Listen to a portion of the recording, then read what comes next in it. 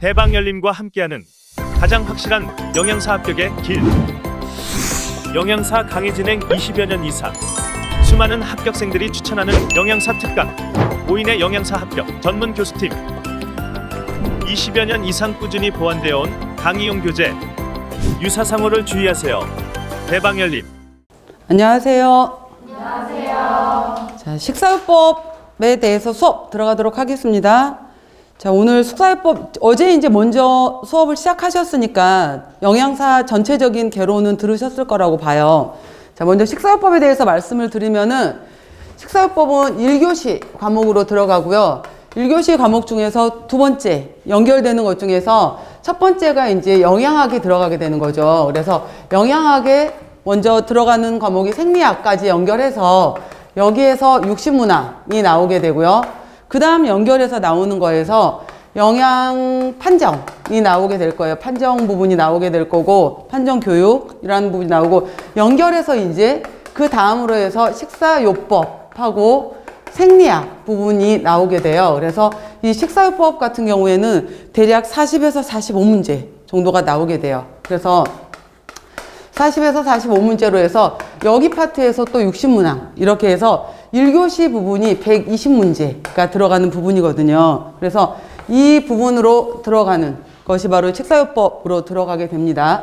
그래서 전체적으로 보게 되면은 제가 이제 이번에 영양학 과목에서 영양사 시험에서는 이쪽 영양학도 제가 같이 진행을 할 거고, 식사요법도 진행을 하게 되는데, 여러분들이 영양사라는 면허증을 우리가 이제 취득하는 것이 목적이잖아요. 그래서 말 그대로 영양사라는 면허증을 받는 데 있어서 합격하셔야 된단 말이에요. 그래서 합격을 하시려면은 제가 항상 이제 첫 주차에 학생들한테 얘기하는 것 중에 하나가, 합격이라는 것을 목적으로 했었을 때는 전체적인 과목에서 60% 이상, 그러니까 전체 과목에서 과락이 들어가게 되는 거고, 큰 단락, 과락, 여기에서 한 단락, 여기 전체에서 또 한 단락, 그 다음에 2교시 해당이 되는 과목에서 또 식품학 조리원리 파트에서 40문제에서 한 단락, 단체급식, 식품위생 또 들어가는 데서 한 단락, 이렇게 해서 크게 4개 카테고리에서 40% 이상씩 맞아야 되는 과락이 있어요. 그리고 전체적으로는 60% 이상을 맞아야지 합격이잖아요. 그래서 이렇게 해서 합격을 하시게 되는 건데, 합격을 하기 위해서는 저는 여러분들한테 말씀드리는 게 뭐냐면, 수험 공부를 할 때는 제발 왜? 라는 질문을 하지 마라 라고 얘기를 해요. 왜냐고 의심을 하기 시작하면은 공부가 힘들어져요. 그래서 그냥 일단은 이거는 나중에 합격하신 다음에 이제 그때부터 논문을 쓰시기 시작하시면 돼요. 고민해 놓은 것들은 체크를 해 놓으셨다가, 이건 내가 내 분야의 연구로 가야 되겠다라고 생각을 하시고, 일단은 수험 공부로 들어가실 때는 이 과목에서는 이게 중요하대, 이 과목에서는 기존에 이러한 것들이 시험에 나왔고 이 파트가 가장 중요해 라고 하는 것들을 키워드로 하셔서 그 부분을 공부하시면 되는 거예요. 수험 파트 부분에서는 이걸 뭐 싸그리 그 공부에 대한 호기심, 새싹을 무너뜨리는 부분이 아니라, 공부는 그렇게 하셨으면 좋겠어요. 그냥 수험이라는 부분이기 때문에 이렇게 말씀을 드리는 거고요. 자, 이렇게 이런 식으로 이 식사요법 파트는 1교시에서 두 번째 파트로 들어간다라는 것을 먼저 말씀을 드렸어요. 그리고 이제 두 번째 보시면은 여러분들 이제 공부하시면서 일단 시작하셨잖아요. 지금부터 시작하셔서 그 8주에 걸쳐서 이제 이론 수업을 하실 거예요. 그러면은 그 이론 수업 동안은 일단은 공부를 하는 동안에 이론이 있을 거고, 나중에 또 지나고 나면은 문제풀이 시간도 있을 거고, 이렇게 쭉 따라오게 되면서 12월에 걸쳐서 시험을 보게 되는 건데, 지금 현재 시작하는 시간이 5월이기 때문에 5월부터 12월까지 해당되는 동안에 거의 6개월 정도의 시간이 있잖아요. 반년에 해당이 되는 시간인데, 지금부터 내가 이렇게까지 미리 공부를 해야 될까? 라는 고민을 하게 될 텐데, 이때 해당이 되는 5월, 6월에 해당이 되는 8주 동안만 공부를 잘 해놓으시면은 뒤쪽에 스트레스 안 받아요. 근데 여기 기간에 슬렁슬렁 해놓고 나면은 딱 8주가 지난 다음에 드는 생각이 뭐냐면은, 나중에 이것만 깨닫게 돼요. 공부해야 될 거 엄청 많구나. 어렵겠구나. 이 스트레스만 쭉 갖고 가는 거예요. 그럼 얼마나 여기까지 시험까지 가는 동안에 얼마나 스트레스를 받겠어. 그죠? 그러니까 이론을 듣는 동안에 7월, 8월이 아니죠. 5월, 6월 동안에 8주간의 이론을 듣는 동안에 그때 열심히 체크해 놓으세요. 열심히 기록해 놓으시고 예습하라는 얘기 안 해요. 예습 안 하셔도 되고요. 제발 복습만 하세요. 복습만 그날 내가 체크해 놓은 부분에 해당이 되는 거 적어도 내가 이거 왜 기록을 해놨지? 왜 중요하다고 별표해 놨지? 하는 것들만 기록하시면서 당일에 해당이 되는 내용만 복습을 잘 기억해 놓으셨다가 그냥 조금씩 그 다음부터는 매일매일 뭐 독서실 가지고 이러실 필요 없어요. 그 다음부터는. 그래서 미리 지금 준비하시는 이유들이 있을 거 아니에요. 여러분들께서. 그러니까 5월, 6월에 이론 수업 잘 들어놓으시고 나중에는 그거에 맞춰서 문제풀이 나중에 이제 10월쯤에 들어갔었을 때 그때 챙기시면서 그때부터 조금씩만 공부하시면 돼요. 매일 뭐 몇 시간씩 독서실 들어가시고 끊으시고 이럴 필요까지도 없거든요. 그래서 근데 기본에 해당이 되는 것은 이론이에요. 이론이기 때문에 그리고 영양사 시험 같은 경우에는 최근에 시험 문제가 좀 많이 쉬웠어요. 근데 제가 쉬웠다라고 얘기를 했죠. 근데 이것도 공부를 한 분들한테 쉬운 거지 공부를 안 한 입장에서는 이 문제가 쉬운 문제인지 안 쉬운 문제인지 판가름할 기준이 없어요.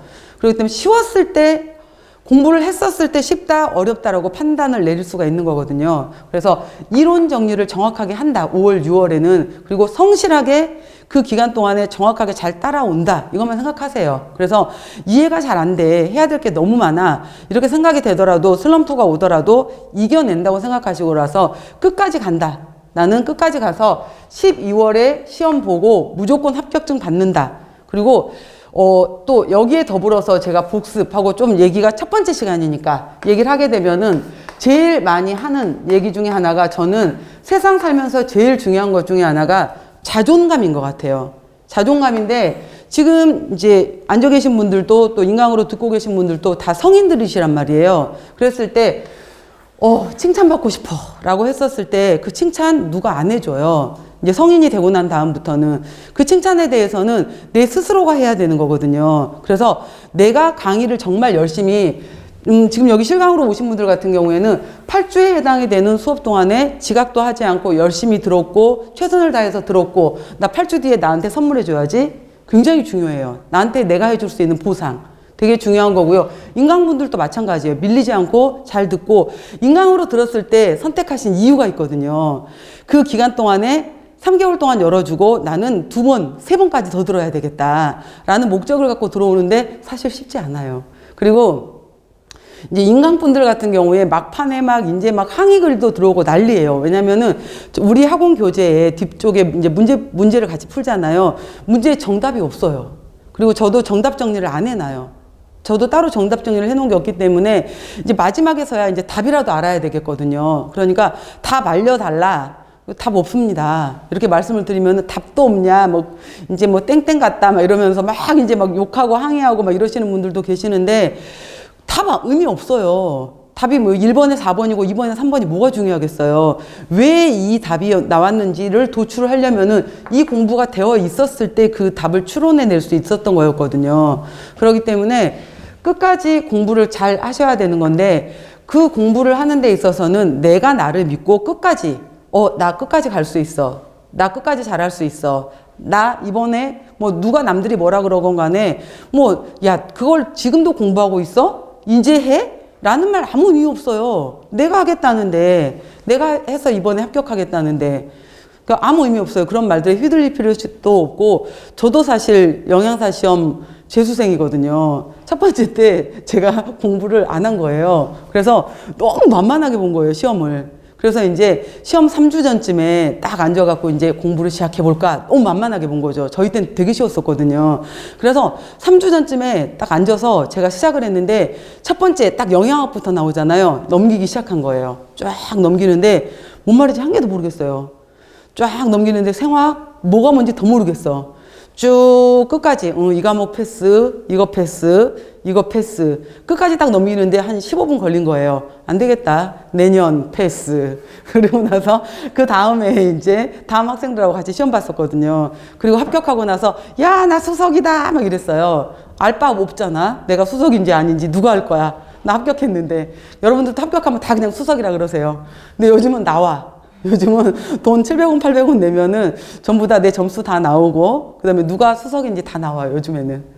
그래서 나오기 때문에 요즘은 나오는데 그때는 없었거든, 저희 때는. 그래서 합격하면 다 수석이었어요. 그래서 막 수석이라고 제가 뻥치고 다니고 막 이랬었는데, 끝까지 본인을 믿으시고 잘 따라오셨으면 좋겠습니다. 그리고 저도 여러분들이 열심히 하시고 잘 하는데 도움이 될 수 있도록 같이 잘 해볼게요. 자, 그리고 공부를 하실 때는 중요한 것 중에 하나가 뭐냐면은 내가 어디쯤 공부를 하고 있는지 보는 거고요. 제가 항상 공부 방법에 대해서 얘기를 해드리는 첫 번째 시간에 공부 방법에 대해서 얘기를 하는데, 공부를 할 때는 그 과목의 차례를 꼭 보세요. 차례. 그리고 큰 제목. 1번이 뭐였고, 이 1번에 뭐가 뭐였고, 여기에서 1번이 뭐였고, 여기에서 1, 2, 3, 4가 뭐였는지. 그래서 이렇게 큰 제목을 알고 이렇게 얘를 흐름을 알아야지, 얘만 열심히 외웠는데 얘가 얘를 물었는데 이걸 물은 건지를 몰라요. 그렇기 때문에 일단은 공부를 할 때는 여기만 냅다 외우는 게 아니에요. 여기만 외우는 게 아니라 먼저 오늘 배웠던 내용에서 큰 제목이 뭐였는지 파악하는 게 중요해요. 그래서 순서. 그래서 도대체 식사요법은 무엇을 배우는 과목인가? 라는 것부터 시작해 볼게요. 그리고 이제 여러분들도 또 실강으로 오신 분들, 또 인강으로 오신 분들 같은 경우에는 난 공부 혼자 하기 어려울 것 같아 라고 하시게 되면은 같이 또 이제 스터디도 하시고 같이 물어봐 주기 이런 것도 하시고, 또 우리 학원 카페 있거든요. 그래서 뒤에 여기 학원 교재 보시면은 또 카페 있으니까 카페 들어오셔서 위생만점, 영양만점, 위생만점 카페 있으니까 저도 또 중간중간 들어가서 여러분들한테 도움 드릴 수 있도록 할 테니까 같이 여러분들도 서로 윈윈 하시면서 끝까지 잘 하셨으면 좋겠습니다. 자, 먼저 이 차례 부분 먼저 봐보세요. 차례. 보시면은 먼저 1장부터 보세요. 1장 보시면 오늘 1장 들어갈 거예요. 보시면 식사요법의 개요라고 나왔잖아요. 한번 체크해 보실까요? 여기에서 우리가 시험 문제지를 주기 시작한 게, 그리고 그전에는 시험이 모든 국가 의료 시험이 1월, 2월에 있었어요. 근데 12월 달로 시험이 넘어온 지가 이제 3년째가 됐어요. 올해로 4년째가 됐고요. 그전에는 1월 말 2월 초에 있었거든요. 근데 이제 지금 3년째, 올해로 4년째 바로 12월 달로 넘어오게 되면서 시험지가 나가기 시작했어요. 이제 시험지를 주게 되는 건데, 그래서 어느 과목에서 정확하게 어느 파트에서 몇 문제가 나왔다 파악할 수가 있어요. 그래서 식사요법의 개요 파트에서 대략 6문제 정도가 나와요. 오늘 부분에서 굉장히 많죠. 그 다음에 2장에 해당이 되는 위장관 질환에서 4문제 정도. 그 다음 간, 담낭, 췌장 질환에서 4문제, 비만, 그 다음에 식이이상증, 이러한 체중 조절과 관련된 파트에서 3문제 정도. 그 다음 당뇨 파트가 굉장히 많아요. 6문제 정도. 그 다음 심장, 그 다음 혈관, 이상지질혈증 이쪽 파트가 5문제. 그 다음 신장, 사구체 신염, 신부전, 신결석 이쪽 파트가 4문제 정도. 빈혈 파트 1문제. 그 다음에 최근에 이 뒤쪽 문제가 좀 많아졌어요. 암 문제가, 우리나라 사망 1위가 암이잖아요. 그러다 보니까 암 문제가 꼬박꼬박 2문제씩 나와요. 암 2문제씩 나오고요. 그 다음 면역 파트, 뭐 또 면역은 알레르기 문제라든지 수술, 화상, 그 다음에 또 요즘에도 이게 코로나 바이러스부터 시작해서 여러 가지 호흡기 질환들이잖아요. 이러한 것들하고 관련돼서 또 문제들이 나와요. 그래서 3문제 정도 이 파트에서도. 그 다음 신경계 및 골격계 질환으로 해서 1문제 정도, 한두 문제. 그 다음에 선천성 대사질환 내분비 조절 장애로 2문제 정도 해서 이쪽에서 문제들이 또 여기 또 문제들이 한두 문제씩 또 조정이 되기도 해요. 그렇게 해서 문제가 식사요법 파트에서 대략 40문제에서 45문제까지 나오기 때문에 비중이 굉장히 크죠. 그래서 큰 파트다라고 설명을 드렸고요.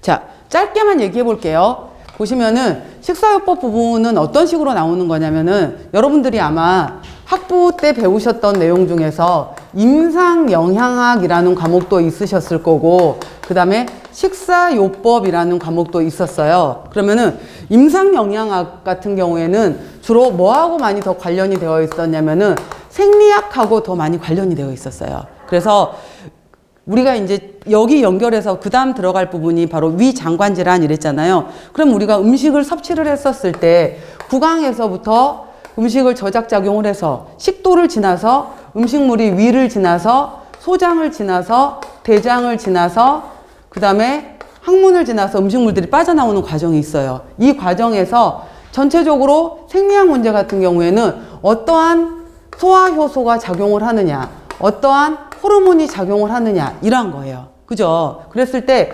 임상영양학에서는 만약에 위에 문제가 생겼을 때 이러한 것들이 어떻게, 어떤 부분에 있어서 작용이 이상이 돼서 발생을 하였느냐, 왜, 어떤 부분에 문제가 발생을 해서 어떤 문제로 문제가 발생을 했어? 라는 기전을 찾는 거예요. 기전. 원인에 관련된 쪽으로 해서 임상영양학은 이거에 관련된 원인을 찾는 데 주로 이제 포인트를 맞춘다면은 그렇게 해서 위염이 발생을 했어.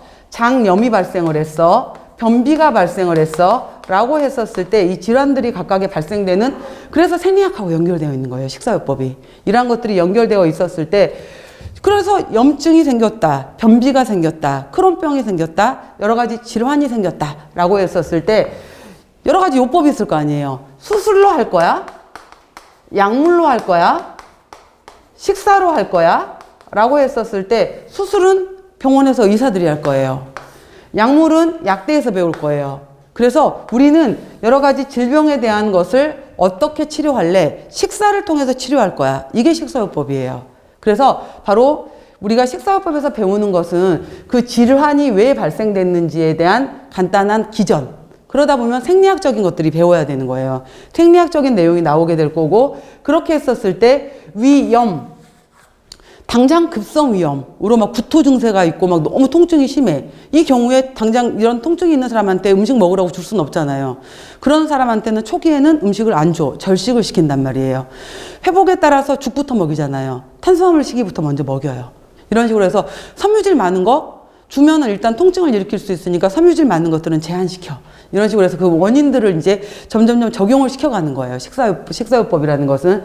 이렇게 해서 바로 구강의 문제, 식도의 문제, 위의 문제, 소장의 문제, 대장의 문제와 관련된 파트를 우리가 위장관 질환이다라고 얘기를 해요. 그 다음, 여기에서 있었을 때 이러한 것들이 또 대사를 하기 위해서는 간에서의 담즙을 만드는 간에서의 대사가 또 필요해요.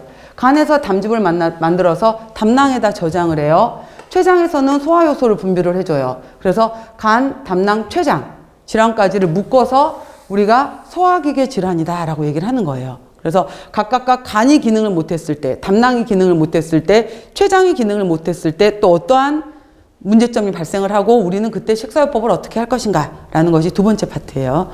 다음, 심장이 있게 되고, 심장의 제일 중요한 기능은 바로 좌심실로부터 지금도 끝없이 계속해서 맥박은 뛰어야 되고 심장이 멈춘다. 이게 사람이 죽는 거거든요. 그랬을 때 좌심실에서 대동맥으로 혈액을 뿜어야 돼요. 혈액 펌핑을 해야 되는 거고, 그랬을 때 바로 이제 여기 동맥에서 받는 압력, 이것을 바로 우리가 혈압이라고 하는 거예요. 이 혈압이 정상보다 높아? 고혈압. 정상보다 낮아? 저혈압. 여기 혈관에 있어서 딱딱해지면서 혈관에 문제가 생겼어? 동맥경화. 이 혈액 성분이 끈적끈적해지면서 콜레스테롤이 높아졌어? 중성지방이 높아졌어? 여러 가지 문제가 발생을 했네? 이상지질혈증. 심장이 제대로 뛰지를 못하고 심장이 펌핑을 못해? 여러 가지 발생되는 심장이 혈액 순환을 하지 못하는 우렬성 심부전. 우렬성 심부전에 협심증도 있고 심근경색도 있는 거예요. 여러 가지 이러한 심장순환계에 관련된 질환들을 그 다음 챕터에서 또 배우게 될 거예요. 그 다음에 우리가 혈당, 혈액 속의 글루코즈, 혈당이라는 것은 굉장히 중요한 역할을 하게 되는 건데 이 혈액 속에서의 혈당이 바로 에너지 대사의 기본이 되는 거거든요. 근데 이거를 기능을 하려면은 췌장에서 분비되는 인슐린의 기능이 있어야 돼요.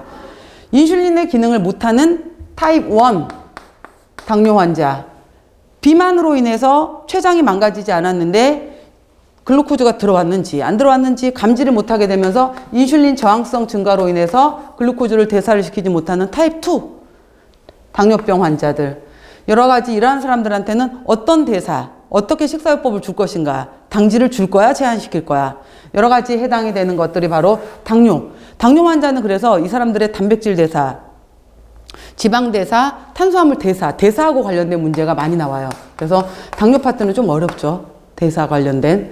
그래서 당뇨 부분도 나오게 되고요.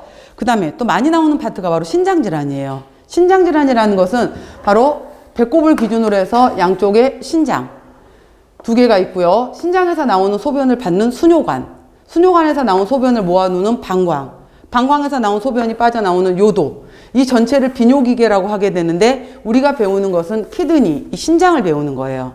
자, 이 신장이 제일 중요한 것은 소변을 걸러서 버리는 역할을 해야 되는 거예요. 그랬을 때 얘가 기능을 못했을 때 사구체 신염, 신부전, 신증후군, 그래도 안 되면은 투석, 그래도 안 되면 신장 이식, 여러 가지 이것들에 배우는 것이 바로 신장질환이에요. 그래서 이 전반에 대해서 쭉 배워갈 거예요, 우리가 이제는. 그래서 이런 것들에 대해서 왜 발생을 했는지, 어떤 증상이 나타났었는지, 자, 이런 경우에 우리는 어떻게 식사요법을 해줄 것인지, 이게 식사요법 문제예요. 그래서 이러한 것들을 배우는 부분이 바로 식사요법이구나 라고 이제 좀 머릿속에 정리하시면서 들어가도록 할게요. 그래서 항상 어떤 과목이든지 간에 들어가실 때 어떤 과목이든지 간에 차례를 항상 먼저 보세요. 차례. 그래서 내가 지금 어디쯤 공부를 하고 있고 이 과목에서의 차례는 어디다 라고 보시면 될 것 같아요. 자, 이론에서 차례까지 보셨고요. 자, 지금부터 이제 들어갈 내용이 제1장 식사요법의 개요라고 들어갔어요. 자, 제가 들어갈 때 항상 중요한 키워드가 있어요. 그래서 개요 부분에서는 아까 제가 말씀드렸던 것처럼 거의 최근에 5, 6문제씩이 나와요. 그랬을 때 여기서 나오는 첫 번째가 영양관리 과정에서 꼬박꼬박 시험 문제가 나와요. 영양관리 과정. 그래서 Nutritional Care Process, 영양관리 과정. 이거 하나하나를 세세하게 물어보기도 하고 영양관리 과정의 순서를 물어보기도 하고 여러 가지 영양관리 과정이 무엇이냐라는 걸 물어보기도 하고요. 그 다음에 여기에서 관련된 걸로 해서 또 이제 그 다음에 병원식, 병원식이라고도 하고 병인식이라고도 하게 되는데 여기에서 일반 병인식 여러 가지 관련된 것들도 있고요. 환자식으로 주는 치료식도 있고요. 그 다음에 검사식 이런 것들이 있는데 이러한 병원식에 관련된 것들이 또 하나가 나오고요. 그 다음에 영양지원법으로 해서 환자가 우리가 정상적인 경우에는 당연히 구강으로 밥을 먹지 입으로 먹고 장에서 소화흡수를 시키게 되는 건데 그게 되지 않는 환자들도 있단 말이에요. 그럴 때 바로 그리고 예전에는 이게 경관급식법에 해당이 되는 것이 과거에는 시험 문제가 많이 안 나왔어요. 나온 적이 없었어. 근데 최근에 2, 3년 전부터 이 시험 문제가 나오기 시작해요. 왜 나오냐면은 요즘에 노인 인구가 굉장히 많아졌잖아요. 그래서 요양병원이 굉장히 많아졌고 요양병원을 기준으로 해서 노인분들께 실제로 경관급식을 굉장히 많이 해요. 그러다 보니까 최근에 경관급식에 관련된 시험 문제가 꼬박꼬박 나와요. 그래서 실제 이 사례가 많다 보니까 그래서 경관급식법 또 이것도 안 될 때는 정맥영양법으로 해서 이게 영양지원법이 예전엔 안 나오던 파트였어요. 최근 2년, 3년 이내에 최근에 계속 나오고 있는 파트가 바로 이제 영양지원법 파트가 또 나오게 되고요. 그 다음에 식품 교환표를 이용해서 에너지 계산하고 하는 것이 또 꼬박꼬박 나오죠. 그래서 바로 제1장에서는 키워드가 이 4가지예요. 그래서 4가지 키워드를 기준으로 해서 영양관리과정, 병원식, 영양지원법, 식품교환표 이거를 반드시 내가 다 이제 이해하고 기억하겠다 생각하시면서 가도록 하겠습니다. 자, 봐볼게요. 그래서 항상 제가 큰 제목을 보라 그랬죠. 큰 제목. 자, 보세요. 식사요법이라는 것은 영양사의 단독 영역 아니야, 아직까지는. 의사의 진단이에요. 의사의 진단에 따라서 영양 원리를 기본으로 해서 자, 질병의 종류가 무엇이냐, 이 환자의 건강 상태가 어느 정도냐. 그러니까 식사요법은 일반인이 대상 아니야. 일반인을 대상으로 하는 것은 기본적인 영양학이나 단체급식이에요. 단체급식이 일반인이고 식사요법은 말 그대로 환자 대상이에요. 환자. 식사요법은. 그래서 환자의 질병의 종류, 건강 상태에 따라서 영양 대처 식사의 실천으로 자, 밑줄 쳐보세요. 식사요법의 목적은 이거예요. 이 환자의 영양 상태를 증진시키고 질병을 치료하고 합병증을 예방하고 질병 재발을 방지하고자 한다. 그래서 이게 식사요법의 목적이라는 거. 영양 상태를 증진하고 질병을 치료하고 합병증을 예방하고 질병 재발을 방지하고자 한다라는 거예요. 자, 첫 번째 키워드. 영양 관리 과정이라는 게 뭐냐라고 했는데 이거는 미국식이야. 미국에서 이제 이걸 제안을 한 거예요. 그래서 영양 관리 과정, Nutritional Care Process. 그래서 이거를 줄여서 NCP라고 해요. 그래서 병원마다 다 환자가 들어왔었을 때 이 프로세스가 틀려. 이러지 말고 이걸 좀 체계화 좀 시키자. 모든 병원이 똑같게. 이렇게 해서 만든 거예요. 그래서 실무 영양사가 환자에게 전문적인 영양관리를 제공하기 위해서 좀 체계적인 업무 수행 절차인 영양관리 과정 및 모델을 개발한 거예요. 미국이에요, 미국에서. 그래서 이건 임상 영양관리와 임상은 환자잖아요. 그죠? 환자와 관련된 업무의 전 과정을 표준화해서 바로 임상 영양과 영양관리 영역을 체계적으로 연결시키는 바탕이 되었다라고 했어요. 그래서 이 NCP 기출 문제들을 보게 되면은 순서 물어보는 거 먼저 이 NCP의 순서가 옳게 된 걸 찾으시오 이런 문제 봐보세요. 그래서 맨 처음에 이 환자가 어느 정도인지 먼저 자료를 통해서 판정을 해야 돼요. 영양 판정. 두 번째 이걸 통해서 이 환자가 지금 과영양 상태다, 불영양 상태다라는 진단. 그리고 고지혈증이네, 고티지혈증이네, 혈당이 너무 낮네, 높네, 이걸 진단을 해요. 두 번째 단계에서 진단. 그러면 이 사람은 자기가 밥을 3그릇 먹고 있는 건데 이 정도는 다 먹지 않아요? 이거에 대해서 전혀 인지를 하지 못하고 있었던 거예요. 그럼 교육을 시켜줘야 될 거 아니야? 중재, 영양 중재. 그 다음에 이거를 통해서 이 사람한테 밥 먹고 난 다음에 과일 많이 먹는 거 좋지 않아요. 과일도 먹을 때는 반 개씩만 드시고요. 식사 사이에 드세요. 이런 식으로 이제 교육을 시킨 거예요. 그렇게 해서 3달 뒤에 혈당의 변화를 봅시다. 이렇게 얘기를 하고 나서 3달 뒤에 이 사람의 혈당 변화를 살펴봐요. 그래서 영양 모니터링 및 평가. 그래서 잘 지켜지고 있으면 또 다른 이제 또 계획을 세워주겠죠. 이렇게 해서 계속 피드백을 시켜줘요. 이 단계, 4단계 순서 알아놓기. 자, 영양 판정, 영양 진단, 영양 중재, 영양 모니터링 및 평가 순서. 그리고 여러분들 공부하실 때 있잖아요. 혼자 공부를 하실 때 제가 수업 시간에 질문하실 때는 같이 입으로 소리를 내셔도 좋고요. 내가 내 소리를 내잖아요. 그것도 내 귀를 통해서 내 뇌로 인식이 돼요. 그러면은 그냥 소리를 안 내는 것보다 훨씬 더 이게 각인이 돼요. 머릿속으로.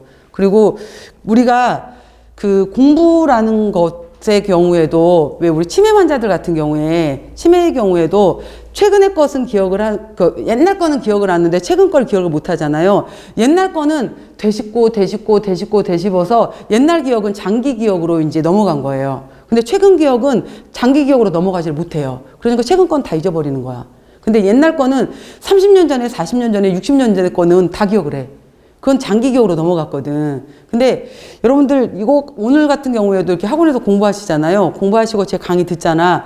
이거 앉아만 있는 거지 공부한 거 아니거든. 왜냐면은 영상 보고 강의 듣고 이런 거 있잖아요. 이거는 대뇌에서 앞쪽에 전두엽을 써야 돼요. 이게 공부인 건데 영상으로 듣거나 소리로 듣는 것은 후두엽을 쓰는 거예요. 그러면은 이거를 앞쪽으로 전달을 바꿔야 돼. 전달을 바꾸려면 내가 정리를 해야 돼요. 다시. 내 스스로가. 그래서 쓰는 과정, 정리하는 과정을 통해서 앞쪽으로 연결을 시켜놔야 돼요. 그래야지 아까 제가 지금 공부한 것들을 12월까지 끌고 가려면은 당일에 이걸 앞쪽으로 옮겨놔야 돼요. 그래야지 이거 왜 써놨지? 이런 것들이 있었잖아요. 왜 써놨을까? 그래서 이거 내가 4가지 키워드가 있었어.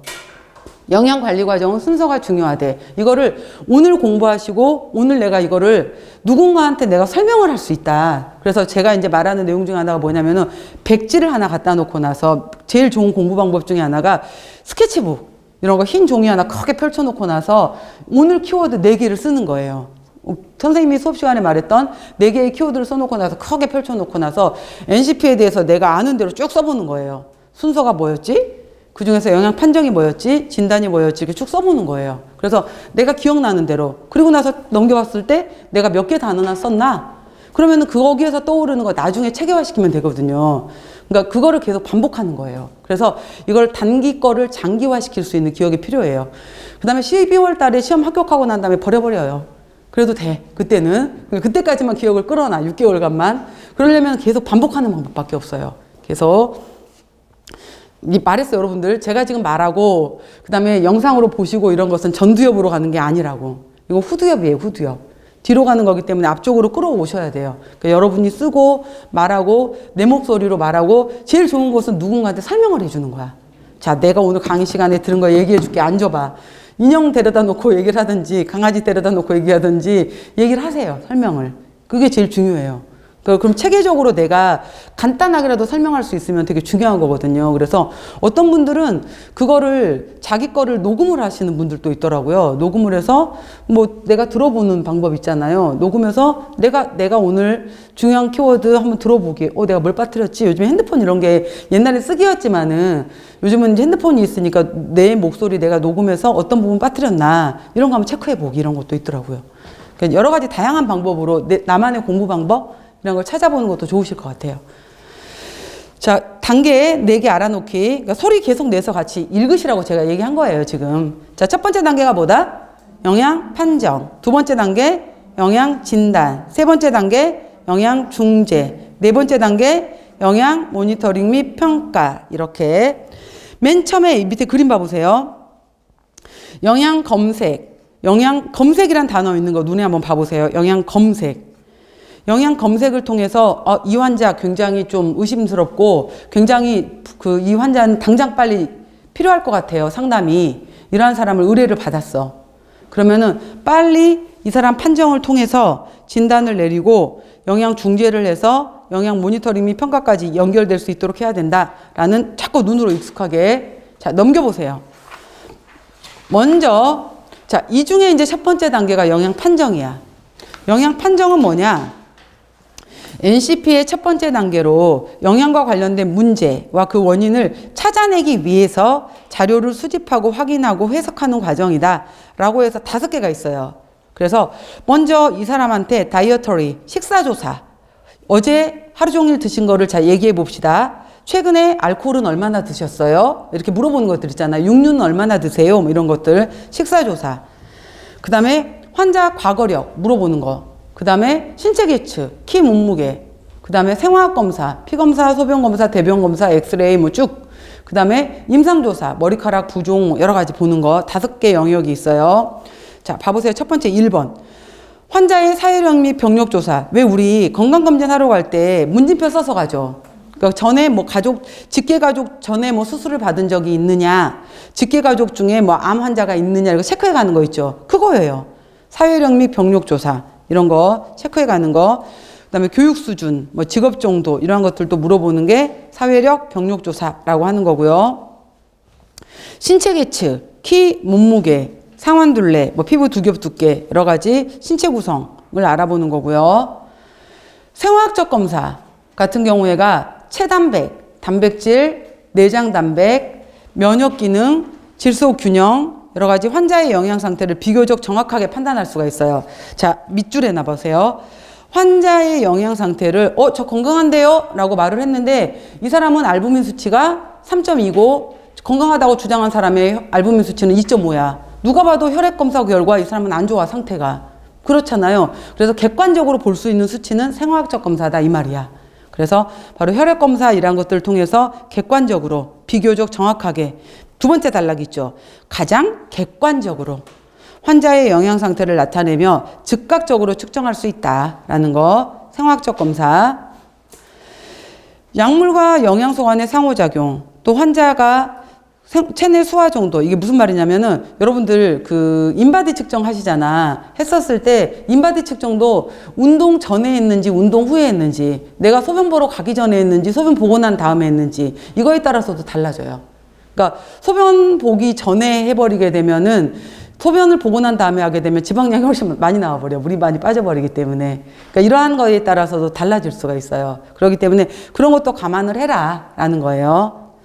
생화학적 검사는. 다음 식사섭취조사 같은 경우에는 여러 가지 이제 24시간 해상법은 어제 아침부터 어제 저녁까지 물어보는 거예요. 아침에 눈 떠서 뭐 드셨는지 쭉 물어보는 거. 식사 섭취량을 직접 물어보는 거. 그 다음에 식품 섭취 빈도 조사라는 것은 육류를 일주일에 몇 회나 드세요. 어류는 몇 회나 드세요. 알코올은 몇 회나 드세요. 빈도 말 그대로 몇 회를 드세요 라고 물어보는 거. 식사 일기 3일치를 써와보세요. 일주일치를 써와보세요. 이렇게 시키는 거. 식사 일기. 에너지 계산 뭐 등등등. 그다음에 음주, 치아가 있는지 없는지. 이게 의치 사용 여부라고 했잖아요. 노인분들한테는 되게 중요해요. 의치 사용 여부가 실제로 치아가 없게 되면 저작 작용이 힘들거든요. 그러면 음식 섭취에 문제가 있어요. 그러니까 이러한 것들, 입맛의 변화, 미각의 상실 정도, 또 문화와 종교에 따라서 저는 제 종교의 신념에 따라서 육류는 먹지 않아요. 이런 경우도 있잖아요. 그런 것들도 알아보라는 거예요. 이러한 것들 식사 섭취 조사 알아볼 수 있고요. 5번째, 임상조사 같은 경우에 영양 상태가 불량해지게 되면은 머리카락 염색하지 않았는데 최근에 뭐 체중 조절을 했더니 머리카락이 엄청 많이 빠져버렸어. 이런 경우들 있잖아요. 그 다음에 머리카락 피부가 윤기가 없고 그 다음에 거칠거칠해지고 여러 가지 각화, 탈모, 탈색, 염증, 변형. 그 다음에 여러분들 염증 같은 경우에도 피부 염증도 갑자기 살이 찌거나 비만이 발생했었을 때 염증 확 일어나는 거 아세요? 이러한 것들도 염증도 전체적으로 눈을 통해서 염증은 다 눈에 보이잖아. 이 사람 좀 몸에 문제가 있나 보다. 이러한 것들을 볼 수가 있어요. 부종, 통증 이러한 것들도 이제 눈으로 의사가 보면서 진단을 내릴 수 있는 거죠.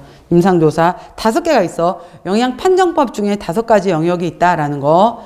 사회력 병력, 신체 계측, 자, 비교적 객관적인 것이 생화학 검사, 식품을 알아보는 것이 식사 섭취 조사, 눈으로 확인해 볼 수 있는 것 중에 하나가 임상조사. 각각의 특징들이 있어요. 자, 그렇게 해서 이 사람의 상태를 이제 2번째 진단을 해요. 진단. 영양 판정에서 발견된 영양 문제에, 이 사람 봤더니 자기는 최근에 체중이 엄청 많이 늘었대. 근데 자기는 정확하게 그 원인을 모른다고 했는데 식사 섭취를 하다 보니까 하루에 음료수를 10캔씩을 먹어. 근데 그 음료수를 마시고 있는 음료수를 봤더니 전부 다 탄산음료에 고액상 과당이 굉장히 많이 들어간 음료였어. 근데 저는 밥 안 먹어요 라고 했는데 음료를 잔뜩 먹고 있었던 거예요. 그러니까 그런 문제, 원인을 찾아낸 거지. 그래서 봤더니 이 사람의 증상 중에 하나가 혈당이 엄청 오르고 있으면서 염증이 계속 심해지고 있었던 거예요. 그 다음에 이거를 통해서 이제 찾아내는 거예요. 문제점을. 그래서 임상 영양사가 독립적으로 중재할 수 있는 영양 문제를 규명하고 기술한다 라고 해서 이 사람의 문제점은 음료수를 너무 많이 먹는 거였구나. 원인 중에 하나가 그 운동 뒤에 음료수는 자기가 이 사람이 음료는 살이 안 찐다라고 알지 못했던 거예요. 이러한 것들. 그렇게 해서 염증이라든지 소변을 자주 본다든지 하는 여러 가지 문제점이 이미 나타나고 있었어요. 징후 증상이. 이런 것들을 이 영양사가 기록을 하는 거예요. 이 사람의 문제점은 이거였다. 원인은 이거였다. 이 사람은 이미 이러한 증상이 나타나고 혈당 수치가 굉장히 높았다. 혈액검사 결과. 이런 것들을 찾아내요. 그래서 섭취 부분에서, 임상 부분에서, 식행동 부분에서, 행동 부분에서, 환경 부분에서 찾아내요. 진단. 자, 그렇게 해서 이제 중재를 해줘야 돼요. 이 사람 개인한테 또는 가족한테 또는 집단을 대상으로. 그래서 여러분들 왜 병원 가보게 되면은 오늘은 당뇨 교육이 있어요. 오늘은 암 환자 교육이 있어요. 이런 교육센터 있잖아요. 이렇게 해서 교육을 시켜주기도 해요. 개인한테도 교육하고 집단을 대상으로 교육하기도 하고. 그래서 환경 여러 가지 계획을 한다라는 거죠. 그래서 영양 중재의 4가지 영역은 실제로 비타민 무기질이 모자란다라고 하게 되면 식품 영양소를 주기도 하고, 저는 과일은 전혀 살 안 찌는 줄 알았어요. 과일은 많이 먹어도 되는 줄 알았어요. 아니에요. 과일 속의 과당도 너무 많이 먹게 되면은 중성지방이나 콜레스테롤로 넘어가요. 이런 교육을 해주는 거예요. 그래서 영양 교육을 해줘야 되고요. 상담을 해줘요. 그 다음에 이 사람 같은 경우에는 너무 집착하고 한번 먹기 시작하면은 당류를 먹는 것은 마카롱을 20개씩을 먹어. 근데 이 먹는 것을 도저히 조절을 못해. 이 사람은 일단 정신과적인 치료가 먼저 필요하겠다. 그러면 정신과 상담을 해줘야겠네. 라고 해서 이 사람은 물리치료, 이 사람은 간호과, 이 사람은 다른 대하고도 먼저 타 분야와의 협의도 필요하겠다. 이런 식으로 해서 중재 때는 이러한 것들이 필요해요. 중재. 자, 그렇게 해서 이제 모니터링을 하고 평가를 해요. 그래서 3개월 뒤에, 한 달 뒤에 이 사람의 혈당이 낮아졌는지, 이 사람이 과일 먹는 것을 많이 섭취를 줄였는지 해보는 거예요. 그래서 여러 가지 지표, 결과를 측정하고 기록해 본다라고 해서 4가지 단계. 그래서 영양관리 과정에서 결과를 볼 수 있는 것은 지식 습득 정도가 변했는지, 생화학 수치에서 혈당 수치가 낮아졌는지, 환자가 요즘에 아침에 일어났었을 때 몸이 훨씬 가볍고요. 기분도 좋아졌어요. 환자가 자기가 스스로 말할 수 있는지, 그 다음에 약물도 기존에 2알씩 먹던 것을 이제는 1알로 줄여도 되겠어요 라고 하면서 약물에 대해서도 줄일 수 있는지, 이런 것들을 본다라는 거예요. 자, 여기까지가 영양관리 과정에 대한 내용이에요. 자, 다음 넘겨보세요. 그래서 이 영양관리 과정이라는 것은 미국에서 제시한 기준이에요. 그래서 모든 병원들 같은 경우에는 환자가 들어오게 되면은 이런 식으로 좀 체계화돼서 영양 판정을 하고 진단을 하고 중재를 하고 모니터링 및 평가 과정을 갖자라는 것이 NCP예요. 그래서 NCP는 순서, 그리고 영양 판정에 뭐가 있고 진단은 어떻게 하는 거고 중재는 뭐가 있고 모니터링 및 평가는 뭐가 있나, 이거 순서 물어보는 거 각각의 것을 물어보기도 해요. 문제 풀어보다 보면 아실 거예요. 자, 그 다음에 두 번째, 이거 보시면은 영양 판정과 영양 검색이라고 했는데, 이건 뭐냐면은 실제 현재 우리나라에서 하고 있는 방법이에요. 자, 아까 이 NCP는 미국에서 제시한 방법이었고요. 그래서 이건 일종의 이제 모델, 영양관리 과정이라는 모델이었고, 실제 이거는 영양 판정과 검색은 실제 현재 우리나라에서 하는 방법이에요. 현재 하고 있는 방법, 실제 하는 방법이에요. 그래서 여러분들 왜 그 영양 판정이라는 과목이 따로 있었잖아요. 그 영양 판정에서의 그 판정이에요, 이거는. 그러니까 여기서의 영양관리 과정에서는 영양 판정 이후에 진단, 중재, 그 다음에 모니터링, 평가, 이렇게 해서 단계에서 첫 번째 단계로만 봤다면은 지금 여기서의 영양 판정은 큰 범위의 판정인 거예요. 큰 범위. 이건 실제 이제 병원에서 하고 있는 그 판정을 얘기하는 거예요. 자, 보시면은 실제 병원에 들어온 환자들을 대상으로 하는 거예요. 현재 우리나라에서 병원 입원 환자의 영양 분량은 30에서 50%. 실제 환자들 같은 경우에 못 먹어서 사망률이 증가하는 환자들의 경우에는 굉장히 증가시키는 요인 중 하나가 돼요. 그래서 식사요법으로 영양 불량이나 영양 위험 요소를 감소시킬 수 있기 때문에 임상 영양에서 필수적인 업무다라고 했어요.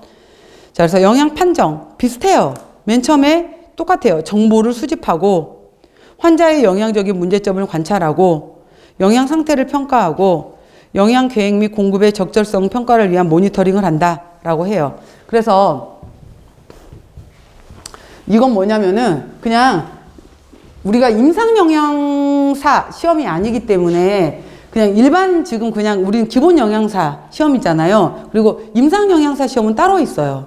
그리고 임상영양사 시험은 2010년도에 임상영양사라는 그 임상영양사법이 따로 만들어지면서 2012년도부터 임상영양사 시험을 따로 보기 시작했거든요. 그래서 저는 이제 임상영양사 면허증도 따로 갖고 있긴 한데 그건 따로 있어요. 따로 있게 되는 거고, 여기에서는 뭐 어떻게 얘기하냐면은 처음에는 영양 판정을 통해서 병원에 들어온 환자를 먼저 검색을 해라. 어떤 환자가, 그래서 모든 환자를 가장 위험하다고 생각되는 사람을 검색을 통해서 초기 제일 위험한 환자에 해당이 되는 환자를 영양 판정을 찾아내고, 그 다음에 이 환자를 대상으로 해서 대사 영양 프로필이라는 것을 만들어라 라고 하는데, 이거는 임상영양학에서 말하는 기준이에요. 그래서 그냥 우리가 영양사 시험에서 나오는 기준에 해당이 되는 것은 이 정도만 물어봐요. 영양 검색이 무엇인지 정도만.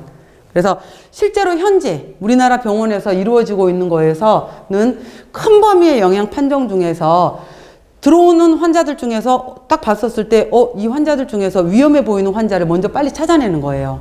그 다음에 이 환자가 지금 어느 정도로 위험한지 이 환자를 빨리 판정을 해요. 그 다음에 이 환자의 프로필을 쫙 만들어요. 이렇게 그러니까 모든 환자를 다 대상으로 하는 게 아니야. 그 중에서 빨리 위험한 환자를 찾아내는 거. 그래서 대사 영양 프로필이라는 것은 이 환자의 차트를 만드는 거예요. 환자의 차트를 만드는데 이거는 위험한 고위험군 환자만 찾아내서 만들어요. 모든 환자를 만드는 건 아니고. 그래서 이러한 과정이 있다라는 건데 이 정도만 물어봐. 우리 시험 문제에서는 영양 검색이 무엇이냐 정도만. 자, 봐보세요. 그래서 영양 검색이 무엇이냐라고 하게 되는데 뉴트리션 스크리닝이라고도 하고요. 이걸 검색이라고도 하고 내지는 선별이라고도 해요. 스크린. 사람을 골라낸다. 위험한 사람을 찾아낸다 라고 해서 스크리닝이라고도 하고 검색 또는 선별이라는 단어를 쓰기도 해요. 스크리닝이라는 단어에서 검색, 선별.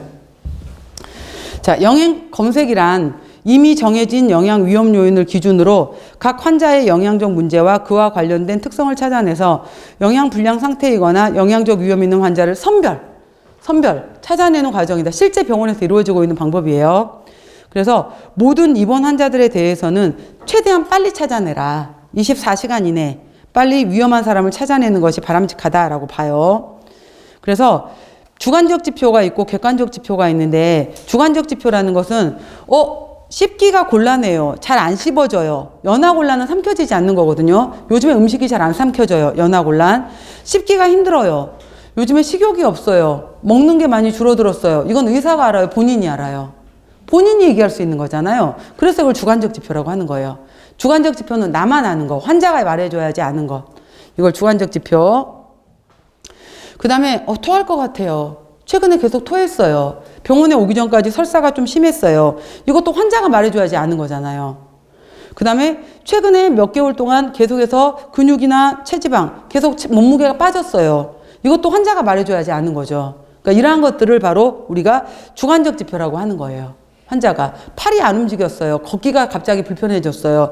이런 식으로 환자가 말해줘야지 아는 것들을 주관적 지표라고 한다라고 하는 거예요. 환자가 알려주는 거. 객관적 지표라는 것은 실제로 이 사람의 키 몸무게를 봤더니 표준 체중 백분율보다 낮아. 90% 이하로 낮아. 120% 이상으로 높아. BMI를 측정했더니 이 사람은 18.5보다 낮아. 혈액 검사 해봤더니 알부민 수치가 3.0보다 낮아. 면역 검사하는 림프구 숫자가 1200개보다 적어. 헤모글로빈 수치가 남자는 14보다 낮아. 여자는 12보다 낮아. 이거는 객관적인 거잖아. 혈액 검사 결과. 판정 기준에서 낮다라는 기준이 있는 거잖아요. 이러한 것들은 바로 객관적인 지표다라고 하는 거예요. 그리고 환자가 말해줬었을 때 알 수 있는 것은 주관적 지표다라고 하는 거예요. 그래서 이거를 통해서 초기 영양 검색을 하고 이 사람 위험한데 위험한 사람 찾아낸 다음에 그 다음에 대사 영양 프로필을 만들어낸다라는 거예요. 그러니까 조금 앞에 거하고 헷갈릴 수 있어. 헷갈릴 수 있는데 그거는 얘는 영양관리 과정이라는 것은 하나의 그냥 과정 중에 하나로 보시고요. 그 다음에 지금 여기에서 나오는 판정 검색에 해당이 되는 것은 실제 우리나라 병원에서 사용되고 있는 방법, 이렇게 보시면 될 것 같아요. 좀 헷갈리죠? 자, 이렇게 해서 두 가지 상태를 좀 나누어서 보도록 했어요. 자, 그 다음에 자, 병원식의 종류 들어가야 되는데 또 시간이 길어질 것 같으니까 잠깐 쉬고 병원식의 종류 들어가도록 할게요.